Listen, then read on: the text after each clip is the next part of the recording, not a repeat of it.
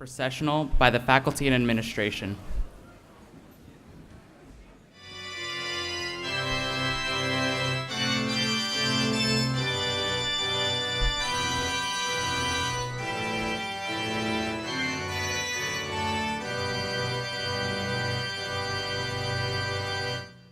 Thank you, and please be seated. Welcome to Convocation. I am Scott Dransfield, Interim Provost of Southern Virginia University, and I'm delighted to welcome you.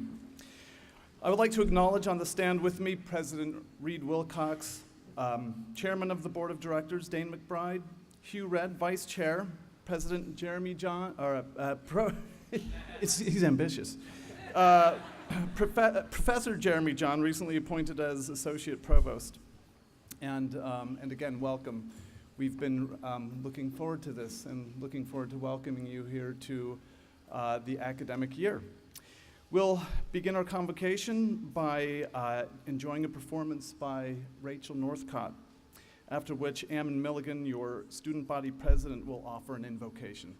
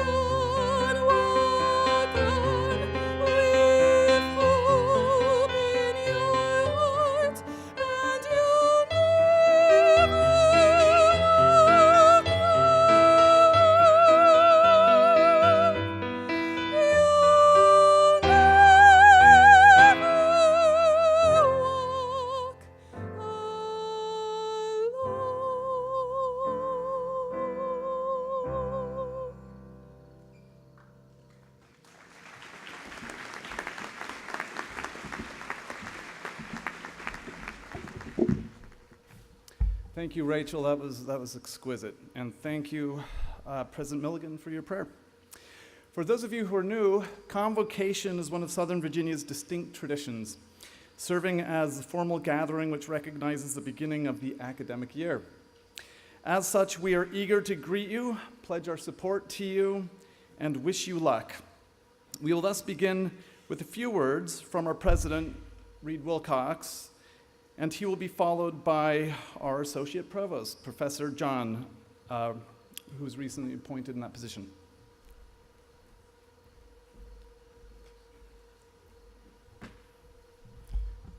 If you think it's warm, imagine without the fans.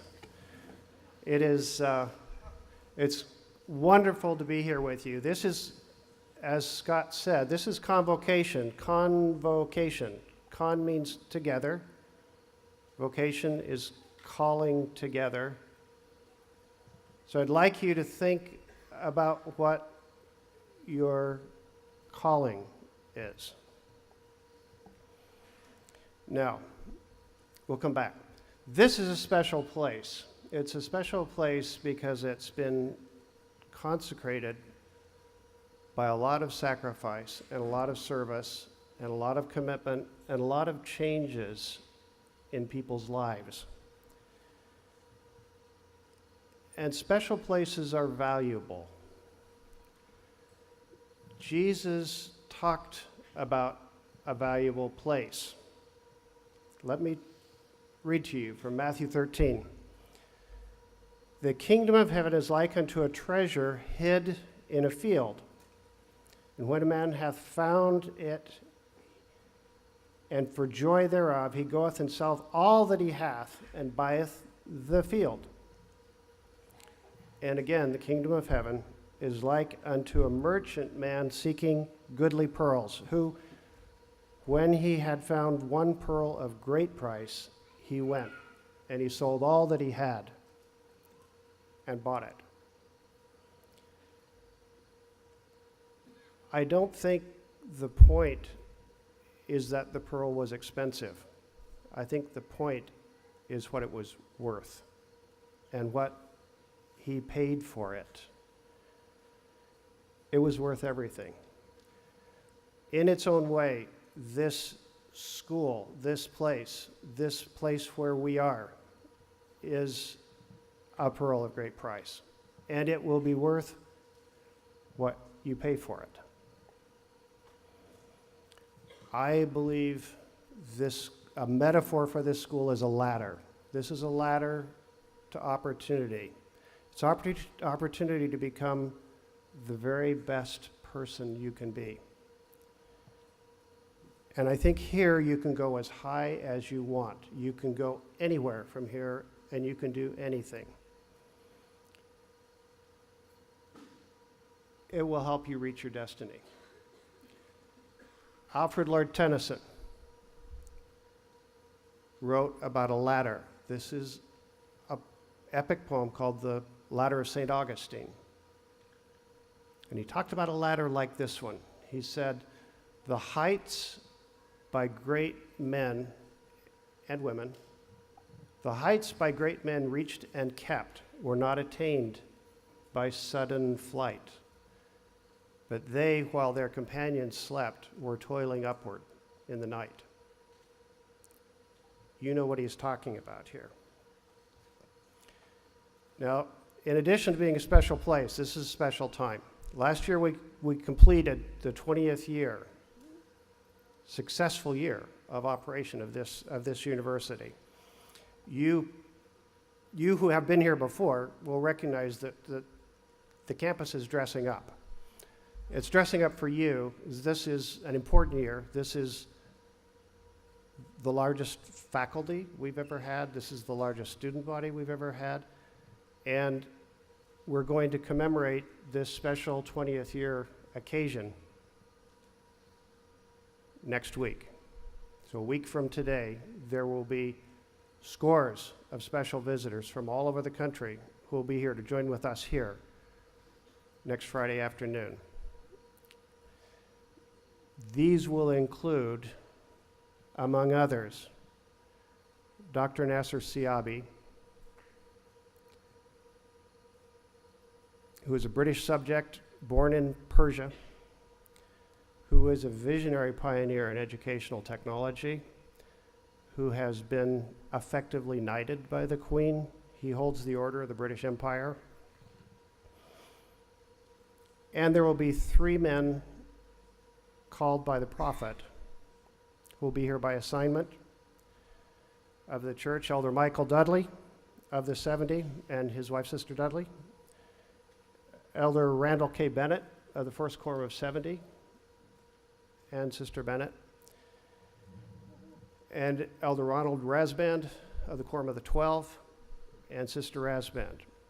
They will be here by assignment from the church to participate in this special event. This is a special place, this is a special time. Next Friday in particular is a special day.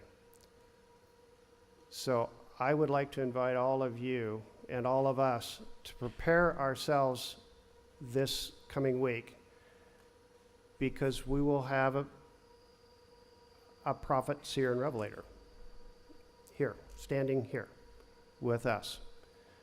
And I'd like to invite everyone to re-begin or re-celebrate an old tradition here of dress up on Friday. So I'd like to invite all of us to dress up Friday for this special thing. And that's partly as a matter of respect for the office of these great people who are coming a long way on assignment from the church.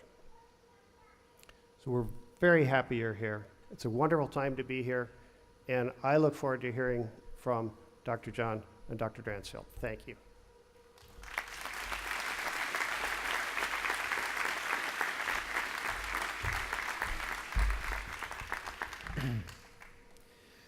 I love the beginning of the school year. For teachers, each year renews and refreshes our work. We have new students, a few new students, a different combination of courses, sometimes new projects and ideas. For students, especially first years, I realize the feeling may be more complex.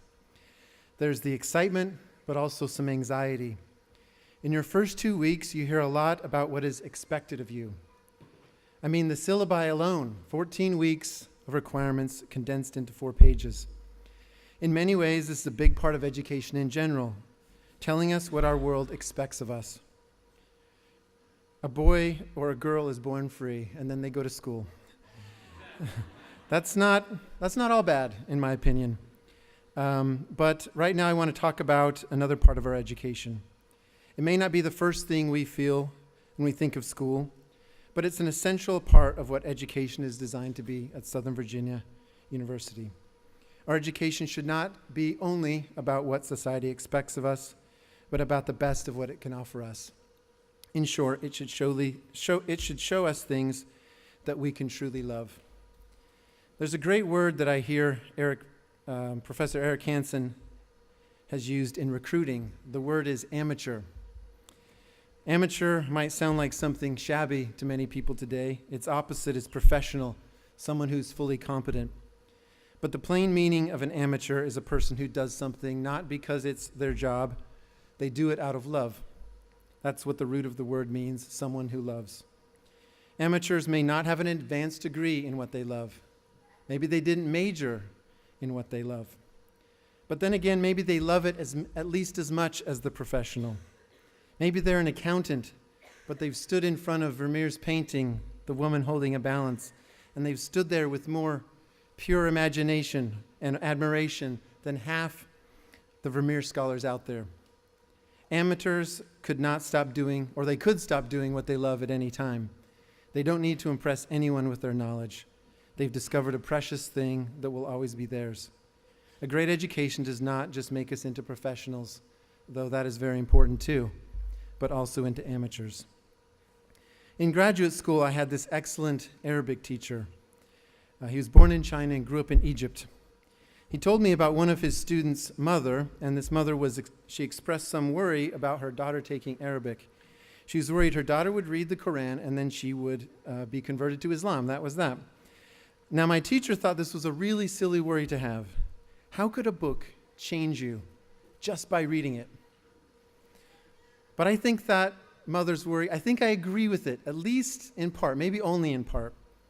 Why shouldn't the things we study in school affect us?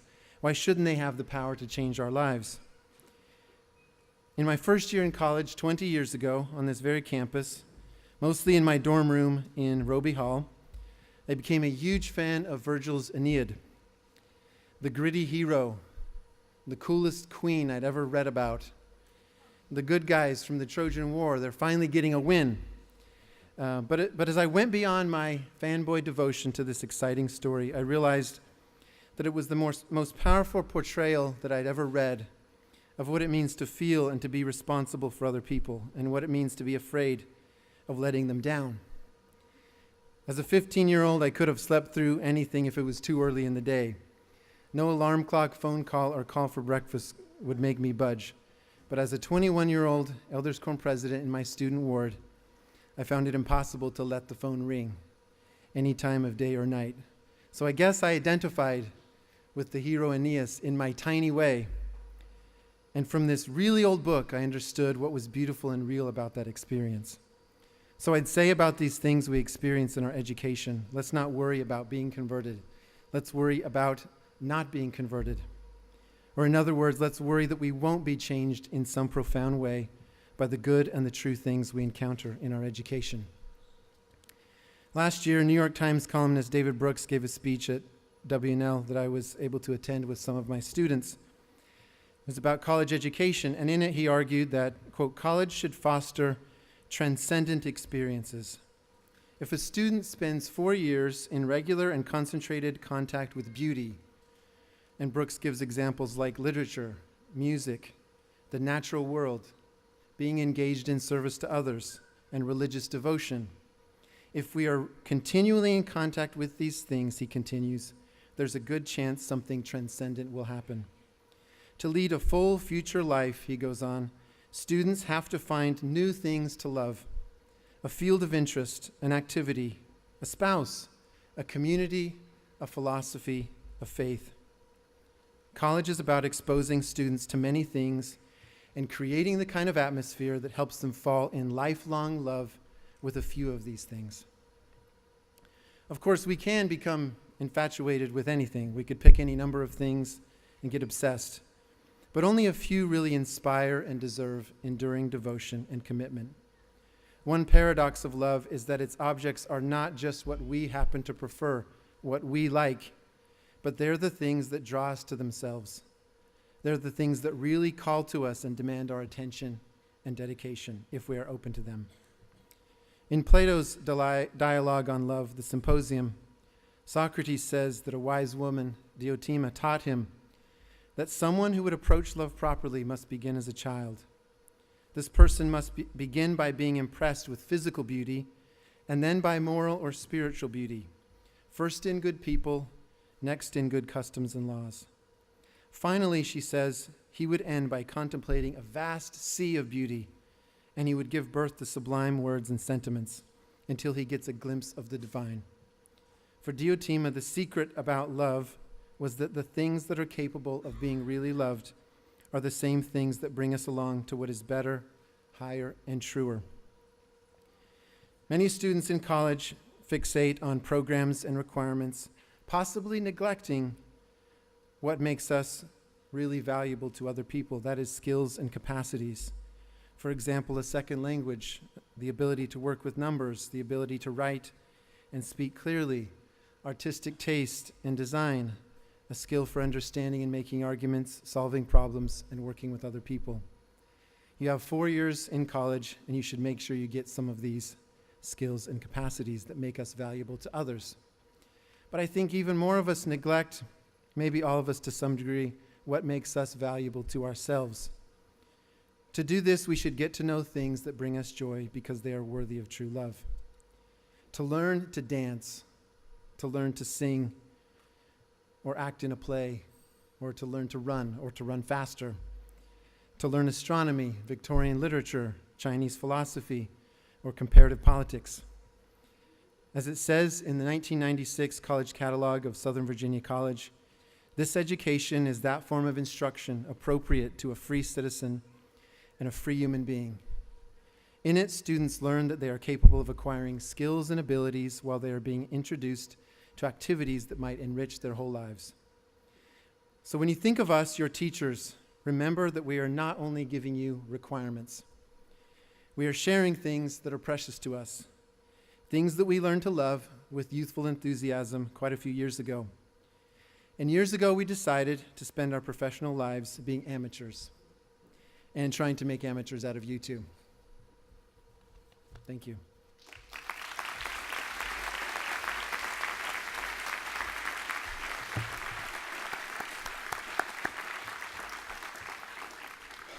I want to thank these two for their wonderful words. I've gotten to love just in a few days how to work with President Wilcox. It's a lot of fun, and he's a great man. I'm learning a lot. Professor John, it's twice now. Professor John, I've got to admit, I've always kind of admired him from a distance. He seems to embody everything about academic cool in a very genuine way, and I hope he knows how much I admire him and how much I'm going to enjoy working with him. A few house cleaning matters. It will be now my pleasure to address you. Following my remarks, the benediction will be offered by Amanda Cotton, a student of mine who probably deserves a few brownie points. We will then ask the audience to rise for the recessional. Then I would like to have you observe another SVU tradition, and that is, students, please take your chairs into the sack going up these stairs here and put them in their accustomed places. Then please follow through the double doors in the sack into the roadway there where you will be greeted by the faculty. Now, I want to first start. I had such a hectic morning you would not believe. I was barely prepared for class. It seemed like I was running late, and almost didn't get my talk written here, and it was all because of this thing. It just wouldn't work. I tried and I tried, but I couldn't get it on me, so I will just put it there, and I will do things in my own manner. We come to college with the intention to improve our minds, but how is one to do that? And what's really involved? It seems like we must do in Prospero, Shakespeare's play, The Tempest, who withdrew from worldly ends with the aim for closeness or privacy and the bettering of my mind. Even in Shakespeare's day, the idea of devoting oneself to education required a conscious act to set these activities apart from the mainstream of life, and that by so doing, this mind of ours can be improved, made to run more efficiently, handle more work, take on difficult assignments, and keep us occupied with good things. So here you are at college, devoting several years of your young life to learning, and in a manner preparing your minds for the rest of your life. We do this in a community devoted to that purpose, hiding away in this pastoral little Virginia town at the foot of the Blue Ridge Mountains, away from the busyness of the world. You will enter that world soon enough. Right now, your occupation is to do like Prospero and to better your mind. But that's exactly what I want to get into. And we have to start with some difficult questions. What is a mind? What is mind? Is it merely a function of this organ that we have in our craniums, made up of folds of fatty tissue and resembling something like a really bad meatloaf? My buddy, Professor Jones, calls mind a four-dimensional sensorium. Does that help? Maybe. There is a brain, that meatloaf, with lots and lots of nerve channels, and somehow from that, we each have something that is miraculous and ghostly, but very real, and in which the whole world appears. See illustration. Hopefully you received one of these, and the illustration I am speaking of has to do with that produced by our own Dr. Jan Eric Jones. This was a piece of work done in the year 2016, as you see. It's very helpful.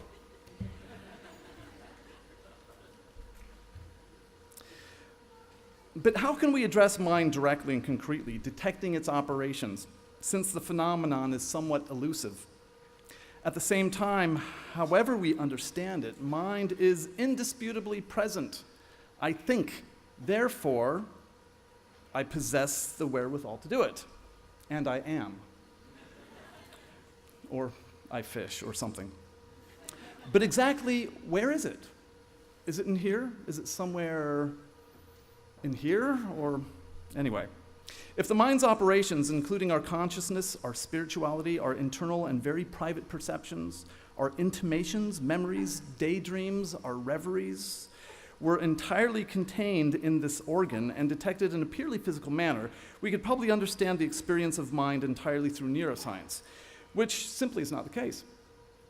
As it is, we are left with a bit of confusion, evidenced in Mr. Schneebly's memorable speech to his young rock and rollers in the movie School of Rock, where he tells them about the class project called Rock Band, and it's a requirement. And it may sound easy, but nothing could be harder. It will test your head and your mind and your brain, too. Just like Professor Jones's cute little Pac-Man ghost, we need metaphors. Otherwise, we're stuck with abstractions that will not serve us or neurological explanations that don't get at the mind's mysteries and depths. But, and here's my point following this bewildering introduction, thinking about these metaphors will suggest some ways that our business of improving our minds can be pursued. As with the way I usually roll, I will draw these metaphors from some of my favorite literary passages, some of which you have or will likely confront in some of your SVU classes. I begin with the idea that mind is a place. I need a book. Typical Dransfield fashion, doesn't have all of his stuff. Paradise Lost. At this particular moment, early in the poem, Satan has been violently thrust into hell. But our hero is undaunted, right? And dusting himself off, he celebrates his own self-integrity and speaks these words. Farewell, happy fields. He's thinking about the heaven he just lost. Farewell, happy fields where joy forever dwells. Hail, horrors. Hail, infernal world. And thou, profoundest hell, receive thy new possessor, one who brings a mind not to be changed by place or time. The mind is its own place, and in itself can make a heaven of hell a hell of heaven. Let's first comment on the power of Satan's metaphor, mind as place. In some way, we experience mind as place. We dwell there. We produce our words and our thoughts there. If we have minds furnished with a lot of good ideas, good books, doctrines, and convictions, there is much we can do to entertain ourselves when alone. And indeed, we can make it its own place, separate from the outer reality. We can control our experience of the world through our own agency. What a gift. But can we actually make a heaven of hell, a hell of heaven? Satan could not. We may be thrilled by his powerful attitude and his strength of character, but the poem shows that because he was principally at odds with God, at odds with truth, the power of his sheer will was ultimately overwhelmed by a higher authority. The mind cannot be entirely autonomous, it would seem. My buddy, Professor Armstrong, will tell you that learning must never deviate from the pursuit of truth. By the way, all my colleagues are my buddies. Today, though, I need my philosophers. I would say as long as we orient ourselves that way, our minds can become very special places. Places we resort to for reflection, places where we gather with others to work out problems, and in fact, places that we can improve upon any reality. What kind of place will you make your mind? How will you furnish it? How will you take advantage of being at school that aims to keep our liberal arts learning in line with the truth, both in the gospel and secular senses? And here's the question I want you to really think about. Is it time to clean your room? We can laugh, but I meant that as a very serious question. Is it time to clean your room? We now come to a passage from a Jane Austen novel, one of my favorites. Okay, Jane Austen, all you people, Jane Austen. I love Jane Austen too. An illustration that, a passage that illustrates the capability of the mind to create meaning. This is from the novel Emma, which features a heroine introduced as handsome, clever, rich, with a comfortable home and a happy disposition. Emma can be a little misled at times, though, and has her share of flaws, which the novel exposes brutally. But in the meantime, we see Emma as a person gifted with a really good mind. In one very mundane scene, Emma's friend has gone into Ford's, the central shopping destination for the village of Highbury. Emma finds herself at one of these moments of complete vacancy. We find ourselves in these moments quite a lot, I think. And this is what becomes of it. Emma went to the door for amusement. Much could not be hoped from the traffic of even the busiest part of Highbury. Mr. Perry walking hastily by, Mr. William Cox letting himself in at the office door, Mr. Cole's carriage horses returning from exercise, or a stray letter boy on an obstinate mule were the liveliest objects she could presume to expect. And when her eyes fell only on the butcher with his tray, a tidy old woman traveling homewards from a shop with her basket, two curs quarreling over a dirty bone, and a string of dawdling children round the baker's little bow window eyeing the gingerbread, she knew she had no reason to complain and was amused enough, quite enough to stand at the door, still to stand at the door. A mind lively and at ease can do with seeing nothing, and can see nothing that does not answer. What is Emma doing here? People watching, it would appear. But what is really going on? Nothing, or nothing of consequence, it would seem, and yet the narrator says a mind lively and at ease can do with seeing nothing. Can do with seeing nothing. Absolutely. I read this as a mind can make much of something that would seem to lack any kind of meaning or purpose. Emma sees a whole world here, an active, beautiful, amusing bustle, whereas a mind not lively and perhaps preoccupied by more practical matters would miss it. Consider what great artists have done with scenes that apparently represent nothing of huge significance. On my notebook here, this is Approaches to Literature, I have a sticker on it. This is a sticker from my masterworks from the Phillips Collection sticker book. I know, it's very, very nerdy, but I like my stickers. This is Renoir's The Luncheon of the Boating Party. I love this painting, but it's really nothing of significance going on. But through the proper perspective, this is a bustle of activity and life and color and feeling and mood, and yet the artist begins with a scene that one could detect by just doing that. We are given a beautiful, vibrant image. The point is the mind has this miraculous function to see and imagine, to create something out of nothing, ex nihilo. Of course, there may be no such thing as nothing, speaking metaphysically, right, Jones? We'll save that. But until our mind gets involved with seeing and creating our reality, there may as well be nothing. This takes discipline, after all, and Emma's mind is lively, it's active, busy, and fit. We should consider how to enliven our minds so that they take a more active role in the way we piece together our very existence. Creativity and imagination are not simply something you have, as in she is a very creative person. Creativity is something you cultivate and develop. College is a great place to do this. I now want to close with a poem that may complicate everything we've said, blowing up these ideas several times. This is Emily Dickinson, one of the most intense poets ever, and she writes about the brain choosing the object or organ over the phenomenon. Here she is drawn to ironies and paradoxes, using strange comparative similes to convey a weird literalism. Here's the poem. The brain is wider than the sky, for put them side by side. The one the other will contain with ease, and you beside. The brain is deeper than the sea, for hold them blue to blue. The one the other will absorb as sponges, buckets do.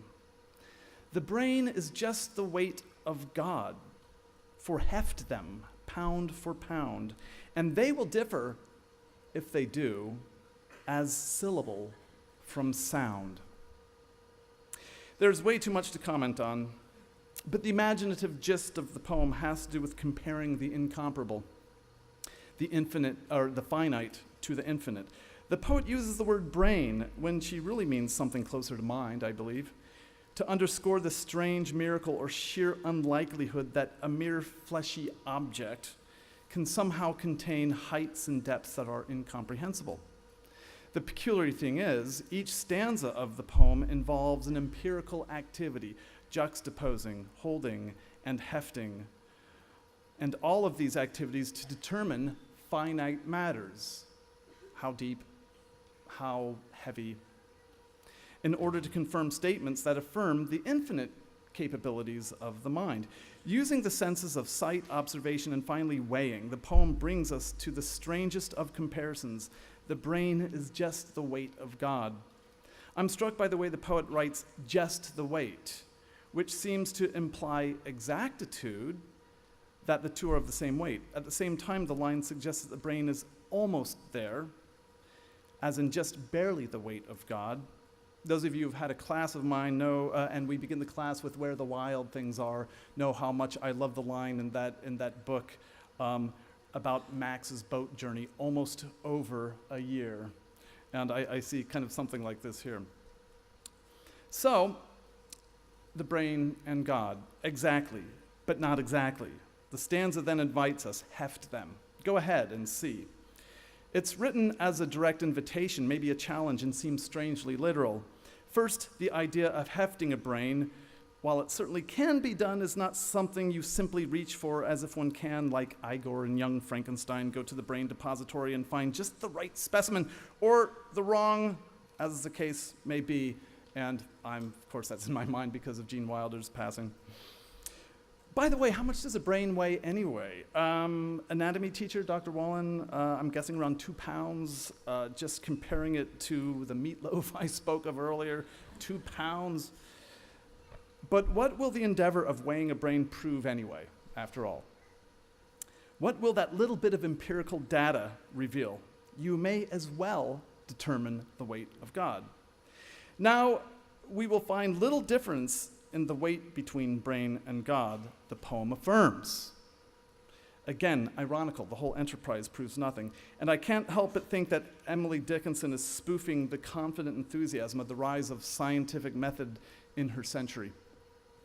But if there is a difference, it is one that involves not weight, but sound and language. This is a crazy mixing of metaphors. Let's read the stanza again. The brain is just the weight of God, for heft them pound for pound, and they will differ, if they do, as syllable from sound. This may be the point where the reader puts the book down and says, okay, Miss Dickinson, you win. It's such a rapid swirl of meaning and irony in just several words. But what's the difference?